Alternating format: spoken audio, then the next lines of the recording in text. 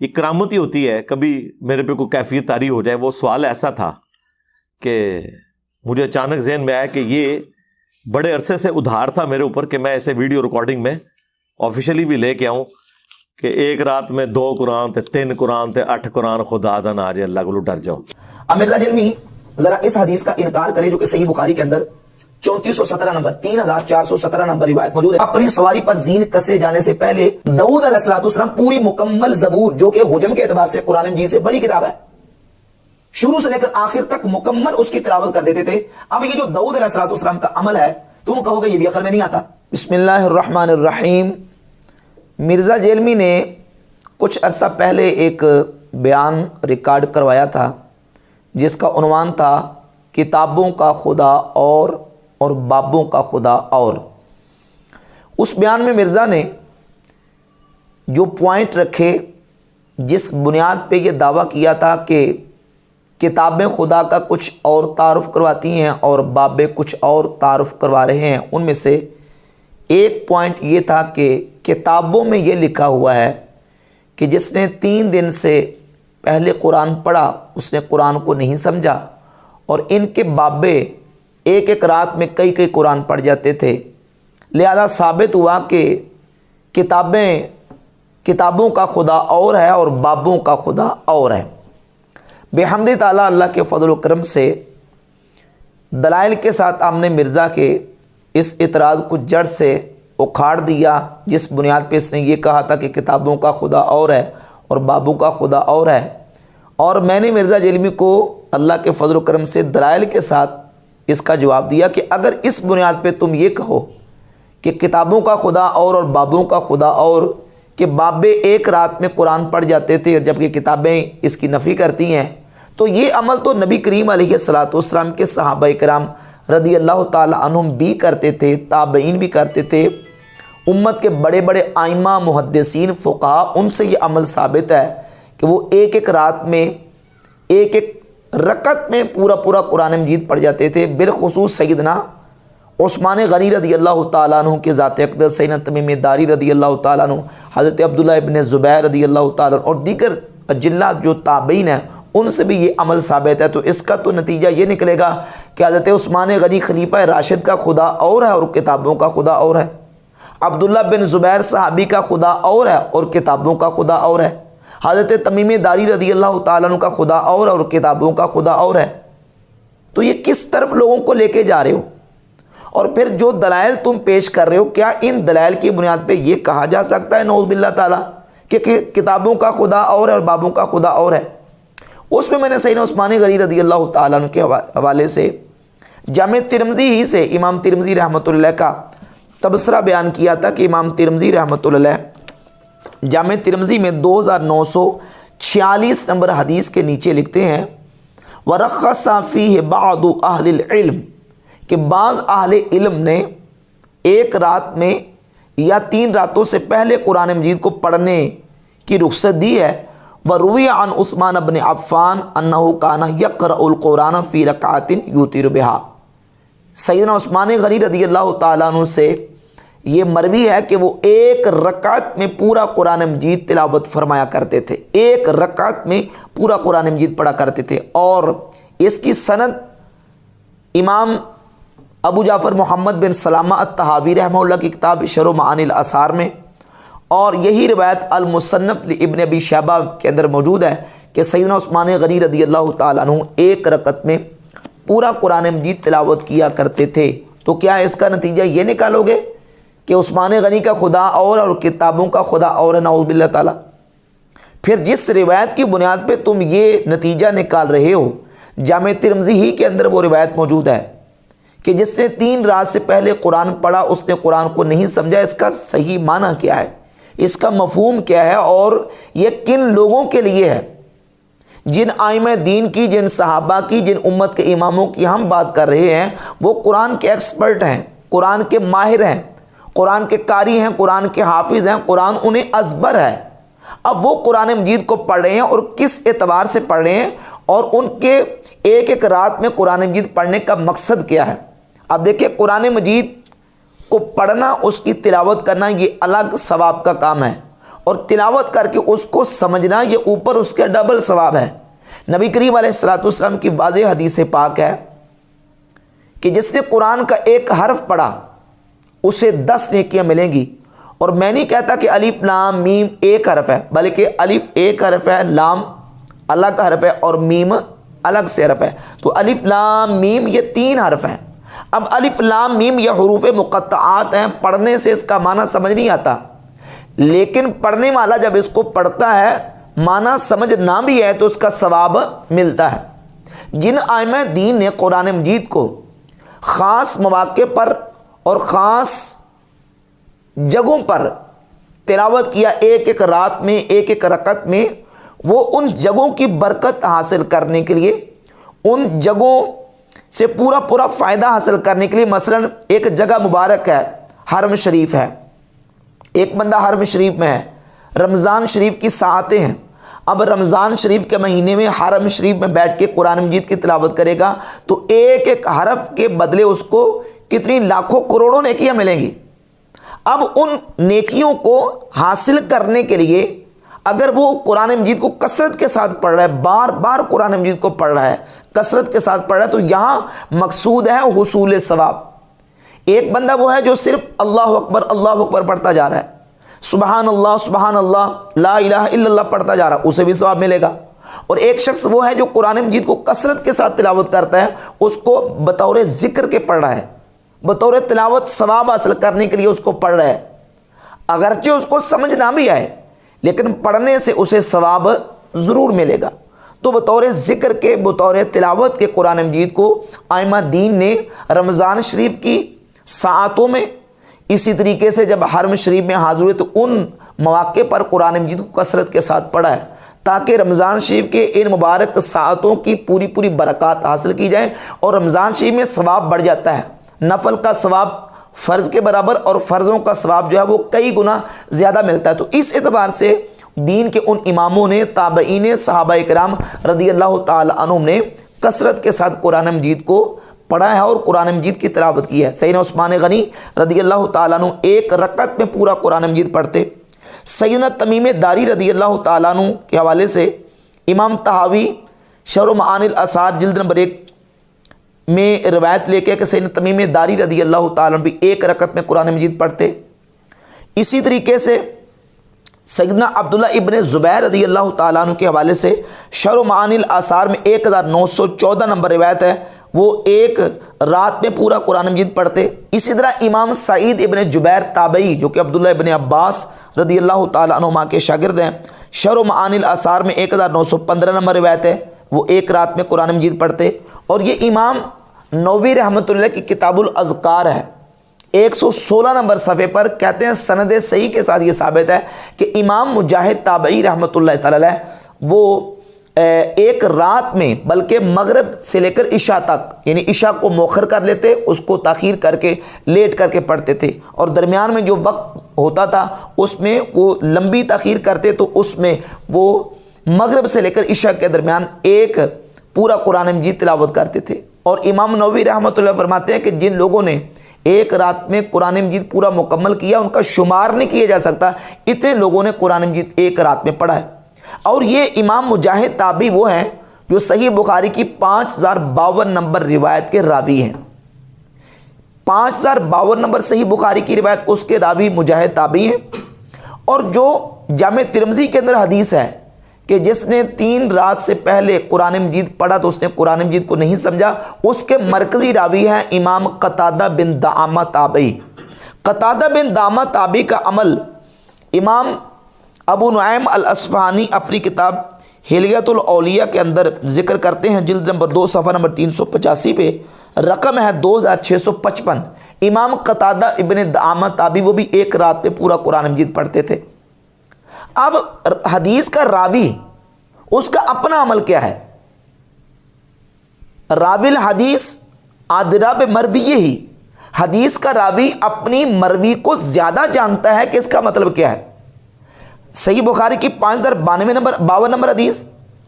اور اسی طرح جامع ترمذی کی حدیث، صحیح بخاری کی حدیث کے مرکزی راوی امام مجاہد تابعی اور جامع ترمذی کی حدیث کے راوی ہیں قتادہ ابن دعامہ تابعی۔ اب یہ دونوں تابعی جو کہ حدیث کو روایت کر کے امت تک پہنچا رہے ہیں، ان کا اپنا عمل یہ ہے کہ وہ ایک ایک رات میں پورا قرآن مجید پڑھ رہے ہیں، اور حدیث وہ روایت کر رہے ہیں کہ جس نے 3 رات سے پہلے قرآن مجید کو پڑھا اس نے قرآن مجید کو نہیں سمجھا۔ تو یہ خود کیا حدیث کو سمجھ رہے ہیں؟ حدیث کا خود راوی جو ہے وہ اس کے مطابق عمل نہیں کر رہا۔ تو اس کا مطلب کیا ہے؟ مطلب یہ ہے کہ اس حدیث کا معنی سمجھنا پڑے گا۔ جو قرآن مجید کے ماہر ہیں، قرآن مجید کے ایکسپرٹ ہیں، جنہوں نے قرآن مجید کو باقاعدہ طور پہ سیکھا، سمجھا، تفسیر، اس کی تعویل سمجھتے جانتے ہیں، اب وہ قرآن مجید کو کثرت کے ساتھ تلاوت کرتے ہیں تاکہ قرآن مجید یاد ہو جائے، ایک۔ نمبر 2، قرآن مجید کی تلاوت کثرت سے کرتے ہیں تاکہ رمضان شریف کی ان مبارک ساعتوں میں ثواب زیادہ سے زیادہ کمایا جائے۔ یا حرم شریف میں گئے اور حرم شریف میں قرآن مجید کی کثرت کے ساتھ تلاوت کر رہے ہیں تاکہ حرم شریف اور وہاں حرم کے اندر رہ کے جو نیکی ہے اس کا پورا فائدہ اٹھایا جائے، وہ اس غرض اور اس مقصد کے لیے کثرت کے ساتھ قرآن مجید کو تلاوت کرتے تھے، لہذا وہ ائمہ دین اس کے مصداق نہیں ہیں۔ بحمد تعالیٰ دلائل کے ساتھ یہ بات اللہ کے فضل و کرم سے ثابت ہے۔ اسی طرح امام اعظم ابو حنیفہ رحمۃ اللہ تعالی علیہ کا رمضان شریف میں 61 مرتبہ قرآن مجید پڑھنا اسی نوعیت کا ہے۔ امام شافعی رحمۃ اللہ تعالی علیہ رمضان شریف کی راتوں میں ہر رات میں مکمل قرآن مجید پڑھا کرتے تھے۔ ہلیۃ الاولیاء میں امام ابو نعیم الاصفہانی نے اس کو جلد نمبر 9 صفحہ نمبر 149 پہ ذکر کیا۔ اسی طرح امام ابن حجر عسقلانی نے فتح الباری شرح صحیح بخاری کے مقدمہ میں 666 نمبر صفحہ پہ اس کو ذکر کیا کہ امام بخاری رحمۃ اللہ تعالی علیہ رمضان شریف میں 41 مرتبہ قرآن مجید پڑھا کرتے تھے۔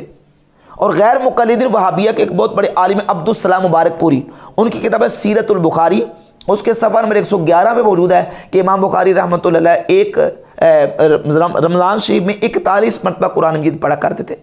تو یہ دین کے جو ائمہ ہیں وہ قرآن مجید کو کثرت کے ساتھ پڑھا کرتے تھے، ان کا مقصد یہ ہوتا تھا رمضان شریف کی مکمل برکات حاصل کی جائے۔ اب یہ سارے دلائل بحمد تعالیٰ میں نے دیے، تو مرزا جیلمی نے اپنے اوپر اس کو ادار سمجھا اور ابھی نیا بیان دیا اور کہتا کہ میرے اوپر یہ ادار تھا جس کو میں نے چکانا تھا اور آج اس ادار کو میں چکا رہا ہوں۔ حضرت عثمان غنی رضی اللہ تعالیٰ عنہ کے حوالے سے بیان دیا جاتا ہے، جی ایک روایت ملتی ہے کہ وہ ایک رات میں قرآن مجید پڑھا کرتے تھے، جبکہ حدیث کے اندر ایک رکعت میں پورا قرآن مجید پڑھا کرتے تھے۔ تو دیکھیں جی، کہتا ہمارا یہ پلیٹ فارم جو ہے نا، یہ اس کا اصول یہ ہے کہ ہم ہر چیز کو قرآن اور بخاری مسلم کے مطابق دیکھتے ہیں، جو فٹ اینڈ بیٹھتی ہے تو اس کو لیتے ہیں، ورنہ اس کی تعویل کرتے ہیں۔ سوال یہ پیدا ہوتا ہے کہ تم نے یہ اصول کہاں سے بنایا؟ ایک تمہارا یہ اصول ہے اور ایک تمہارے بابا سابقہ بابا جوید احمد غامدی کا اصول ہے، وہ کہتا ہے جی قرآن اور موطا امام مالک کے مطابق ہم دیکھیں گے، جو قرآن اور امام مالک کے موطا کے مطابق چیز آئے گی ہم اس کو قبول کریں گے۔ جس طرح کہ سیدنا عیسیٰ علیہ السلام کے نزول کا مسئلہ جہاں غامدی نے بیان کیا تو وہاں یہ کہا جی کہ قرآن مجید کے بعد جو سب سے پہلی کتاب حدیث کی آتی ہے وہ امام مالک کے الموطا ہے، اور موطا امام مالک میں عیسیٰ علیہ السلام کے نزول کا کہیں کوئی حدیث اور کوئی ذکر موجود نہیں ہے، وہ جو ہے نا وہ خالی ہے۔ تو یہ ایک ضابطہ بنایا ہے جوید احمد غامدی نے، باقی احادیث کو ریجیکٹ کرنے کا، باقی احادیث کو کہ انکار کرنے کا۔ اور مرزا جیلمی چونکہ یہ پہلے بیان دے چکا ہے کتابوں کا خدا اور بابوں کا خدا اور، یہ کہتے ہیں امام ابو حنیفہ رحمۃ اللہ علیہ وہ 61 قرآن پاک رمضان شریف میں پڑھتے تھے، لہذا یہ تو بخاری مسلم کے خلاف ہے اور یہ حدیثوں کے خلاف ہے، تو لہذا ایک ضابطہ بنا چکا تھا۔ اب سیدنا عثمان غنی رضی اللہ تعالیٰ عنہ کا عمل، دیگر صحابہ کا، تابعین کا، امت کے دیگر اجلہ ائمہ اور محدثین کا عمل جب ہم نے پیش کیا تو اب اس سے جان چھڑانے کے لیے کیا کہہ رہے ہیں کہ ہم اس روایت کی تعویل کریں گے۔ روایت کی تعویل کیا کریں گے کہ بخاری مسلم کے مطابق وہ فٹ نہیں بیٹھتی، ممکن نہیں ہے، ایک رات میں پورا قرآن مجید پڑھا جانا ممکن نہیں ہے۔ سوال یہ پیدا ہوتا ہے کہ یہ تمہیں کس نے کہہ دیا کہ ممکن نہیں ہے؟ یہ جو تم نے حوالہ دیا ہے صحیح بخاری کی 5052 نمبر حدیث کا، اس حدیث کے اندر موجود ہے کہ سیدنا عبداللہ بن عمر رضی اللہ تعالی عنہما سے نبی پاک علیہ السلام نے پوچھا کہ تم قرآن پاک رات کو کتنا پڑھتے ہو؟ تو انہوں نے عرض کی یا رسول اللہ میں پورا قرآن مجید رات کو پڑھتا ہوں، مکمل ختم قرآن کرتا ہوں۔ تم کہتے ہو ممکن نہیں ہے، صحیح بخاری کی حدیث بتاتی واقع ہے، جو چیز واقع ہے اس کو ناممکن کہہ رہے ہو۔ اور پھر اسی حدیث کے اندر موجود ہے کہ صحابی جو ہے نا وہ پورا قرآن مجید رات کو مکمل پڑھتے تھے، اور چونکہ نبی پاک علیہ الصلوۃ والسلام کی بارگاہ اقدس میں حضرت عبداللہ بن عمر کے والد عمر بن عاص نے نبی کریم علیہ الصلوۃ والسلام کی بارگاہ میں شکایت کی تھی کہ یا رسول اللہ ان کی شادی ہوئی ہے اور شادی کے بعد یہ اپنی بیوی کو ٹائم نہیں دیتے، تو نبی پاک علیہ الصلوۃ والسلام نے ان کی اصلاح کی اور ان کے لیے جو ضروری تھا ان کی تربیت فرما دی، کیونکہ ان کی روٹین بن چکی تھی کہ وہ روزانہ پوری رات قرآن مجید کی تلاوت کرتے تھے اور دن کو روزہ رکھتے تھے، ہر رات ختم قرآن اور دن کو روزہ، ہر رات ختم قرآن اور دن کو روزہ۔ تو نبی کریم علیہ الصلوۃ والسلام نے ان کو ان کی تربیت فرمائی کہ نہیں، اس طرح نہیں، تمہارے اوپر تمہارے جسم کا بھی حق ہے، تمہارے گھر والوں کا بھی حق ہے، لہذا تم اس طریقے سے قرآن مجید کو پڑھ لیا کرو۔ اور نبی پاک علیہ الصلوۃ والسلام نے ان کو پھر لاتے لاتے آخر میں انہوں نے حضور کی بارگاہ میں عرض کی، میں اس سے زیادہ طاقت رکھتا ہوں، اس سے زیادہ طاقت رکھتا ہوں، حتیٰ کہ 3 دن تک نبی پاک علیہ الصلوۃ والسلام نے ان کو ختم کرنے کی اجازت عطا فرما دی۔ تو یہ کہہ رہا ہے کہ ممکن نہیں ہے، ممکن کیا واقع ہے۔ اور پھر سیدنا عثمان غنی رضی اللہ تعالیٰ عنہ، تمیم داری، حضرت عبداللہ بن زبیر، سعید ابن جبیر، حضرت مجاہد تابعی، امام قتادہ بن دامہ تابعی، کتنے دین کے ائمہ اور علماء، اور آج بھی جو ایکسپرٹ قاری قرآن کے حافظ ہیں انہیں آپ پڑھوا لیں، پورا قرآن مجید ایک رات میں مکمل آسانی کے ساتھ مکمل کر لیں گے۔ اور پھر ممکن نہیں ہے۔ اب ایک چیز ہوتی ہے کہ جو روٹین کے مطابق ہے، اور ایک ہے کہ جو کرامت کے طور پر کسی سے صادر ہو۔ اب مرزا جیلمی ذرا اس حدیث کا انکار کرے جو کہ صحیح بخاری کے اندر 3417 نمبر 3417 نمبر روایت موجود ہے، اللہ رب العزت کے نبی جناب سیدنا داؤد علیہ السلام کے حوالے سے حدیث موجود ہے۔ نبی پاک صلی اللہ تعالی علیہ وآلہ وسلم نے فرمایا سیدنا داؤد علیہ السلام کے حوالے سے کہ داؤد علیہ السلام اپنی سواری کی زین کسنے کا حکم دیتے، خفف علی داؤد علیہ السلام القرآن، داؤد علیہ السلام پر قرآن ہلکا کر دیا گیا، یعنی آسان کر دیا گیا۔ قرآن سے مراد یہاں زبور ہے جو حضرت داؤد علیہ السلام پر کتاب نازل ہوئی۔ قرآن یہاں مقروء کے معنی میں یعنی پڑھی گئی، جو کتاب پڑھی جاتی ہے یہ پڑھی گئی ہے جو داؤد علیہ السلام پہ نازل ہوئی۔ فَقَانَ يَأْمُرُ بِالدَّوَابِّهِ، وہ حکم دیتے اپنی سواری پر زین کسنے کا، فَيَقْرَأُ الْقُرْآنَ قَبْلَ أَن تُسْرَجَ دَوَابُهُ، اور اپنی سواری پر زین کسے جانے سے پہلے زبور کی تلاوت کر دیتے تھے۔ اب زین کتنی دیر میں کسی جا سکتی ہے؟ 2 4 5 10 15 20 منٹ، آدھا گھنٹہ لگ جائے گا۔ آدھا گھنٹہ ویسے نہیں لگ سکتا، لیکن کتنی دیر لگ جائے گی زین کسے جانے پر؟ داؤد علیہ السلام پوری مکمل زبور جو کہ حجم کے اعتبار سے قرآن مجید سے بڑی کتاب ہے، شروع سے لے کر آخر تک مکمل اس کی تلاوت کر دیتے تھے۔ اب یہ جو داؤد علیہ السلام کا عمل ہے، تم کہو گے یہ بھی عقل میں نہیں آتا، بھئی یہ معجزہ ہے اللہ کے نبی کا۔ اور جو انبیاء علیہم الصلوۃ والتسلیمات کے معجزات ہیں، اللہ رب العزت جل شانہ اگر کسی ولی کو وہ چیز عطا کرتا ہے تو وہ ولی کی کرامت ہوتی ہے، اور نبی ولی کی جو کرامت ہے وہ اصل میں حقیقت میں نبی کا معجزہ ہوتا ہے۔ امام بہقی رحمۃ اللہ علیہ نے دلائل النبوہ کے اندر اور حافظ ابن کثیر نے البدایہ و نہایہ پوری فصل باندھی اس مسئلے پر کہ جو نبی کریم علیہ السلام کی امت کے اولیاء سے کرامات صادر ہوئی ہیں، وہ کرامات اولیاء نبی پاک علیہ السلام کا معجزہ ہیں، کیونکہ ولی کو جو کرامت ملتی ہے وہ نبی کی برکت سے حاصل ہوتی ہے۔ تو نبی کریم علیہ السلام کے امت کے اولیاء کی جو کرامات ہیں وہ رسول اللہ صلی اللہ علیہ وآلہ وسلم کے معجزات شمار ہوتی ہیں۔ تو اگر کسی ولی اللہ سے یہ چیز کرامت کے طور پر صادر ہو جاتی ہے تو یہ بات ناممکن نہیں، محال نہیں ہے، بلکہ اللہ تبارک و تعالی جل شانہ کسی کو طے اللسان کا اگر مرتبہ عطا کر دیتا ہے تو یہ چیز جو ہے یہ ہو سکتی ہے۔ اور اولیاء اللہ اور صالحین سے یہ چیزیں واقع ہوئی ہیں، جس کا میں نے حوالہ آپ کے سامنے سیدنا داؤد علیہ السلام کا پیش کیا ہے۔ صحیح بخاری کی 3417 نمبر حدیث ہے کہ اللہ کے نبی سے معجزتاً یہ چیز صادر ہوئی ہے کہ وہ زین کسے جانے سے پہلے پوری زبور کی تلاوت کر دیا کرتے تھے۔ تو اب مرزا کہے گا کہ یہ عقل نہیں اس کو مانتی، تو تمہاری عقل اگر نہیں مانتی تو تم اپنی عقل کا علاج کرواؤ۔ اللہ رب العزت اپنے محبوب بندوں کو یہ شان اور طاقت عطا فرماتا ہے۔ اچھا، اب یہ کہتا ہے جی کہ اگر یہ چیز کسی ولی کو کرامتاً ملنی ہوتی تو نبی علیہ الصلوۃ والسلام کو یہ معجزاتاً ملتی۔ یہ اصول نہیں ہے، یہ ضابطہ نہیں ہے۔ اگر یہی اصول اور ضابطہ ہے تو میرا سوال یہ ہے، صحیح بخاری کے اندر 3045 نمبر حدیث ہے، سیدنا خبیب رضی اللہ تعالیٰ عنہ صحابی رسول کو مشرکین نے بیڑیوں میں جکڑ دیا، تو راویہ بیان کرتی ہیں کہ میں نے اپنی آنکھوں سے دیکھا بے موسم پھل انگوروں کے گچھے حضرت خبیب رضی اللہ تعالیٰ عنہ کے ہاتھوں میں اس وقت موجود تھے، جس وقت مکہ کے اندر ان دنوں میں پھل یہ موجود نہیں ہوتا تھا۔ سیدنا خبیب کی یہ کرامت ہے۔ نبی کریم علیہ الصلوۃ والسلام کو خندق کے موقع پر، اور شیب ابی طالب کا آپ پورا سیرت کی کتابوں سے واقعہ پڑھ کے دیکھ لیں، نبی کریم علیہ الصلوۃ والسلام کے صحابہ اکرام رضی اللہ تعالی عنہم کو کس قدر جو ہے نا وہ مشکلات کا وہاں سامنا کرنا پڑا، اور کس قدر بھوک کا سامنا کرنا پڑا کہ صحابہ اکرام نے اپنے پیٹ پر بھوک کی وجہ سے پتھر باندھے، رسول اللہ صلی اللہ علیہ وآلہ وسلم نے اپنے شکم عطر پہ پتھر باندھے، لیکن وہاں بے موسم پھلوں کا آنا، انگوروں کے گچھے کا آنا اس کا ذکر اور تذکرہ نہیں ملتا۔ تو اب یہ مرزا جیلمی نے جو اصول باندھا ہے کہ جو چیز کرامت کے طور پر کسی ولی سے ثابت ہوتی ہے اس کا نبی سے معجزتاً صادر ہونا ضروری ہے، تو کیا یہ کرامت جو حضرت خبیب رضی اللہ تعالیٰ کی صحیح بخاری کے اندر 3045 ثابت ہے، کیا نبی پاک علیہ الصلوۃ والسلام کی ذات اقدس سے ڈائریکٹلی معجزہ کے طور پر یہ چیزیں اس کا ثبوت موجود ہے؟ اگر نہیں تو کیا حضرت خبیب رضی اللہ تعالیٰ کی کرامت کا انکار کر دیا جائے؟ تو یہ کوئی اصول اور ضابطہ نہیں ہے۔